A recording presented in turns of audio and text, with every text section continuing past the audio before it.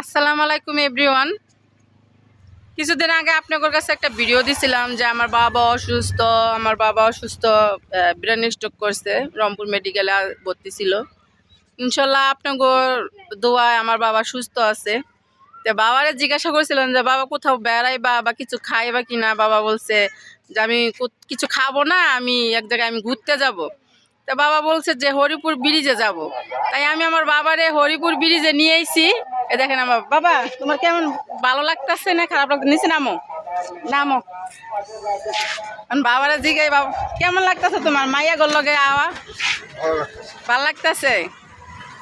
বাবা 2 দিন ধরে অসুস্থ, তা আজকে একটু নিয়ে এসেছি হরিপুর ব্রিজে, কারণ কইতেছে আমি একটু বেড়াবো, ঘুরবো, এ কারণে নিয়ে এসেছিলাম বাবারে। আপনাদের এত দোয়ায় আমার বাবা সুস্থ হয়েছে আল্লাহর রহমতে।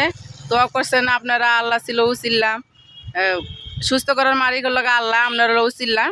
ভালো থাকবেন এই পর্যন্ত। আর আমার বাবার জন্য আর একটু দোয়া করবেন পারলে। সম্পূর্ণ এখনো সুস্থ হয় নাই, সম্পূর্ণ দিন সুস্থ হইতে পারে।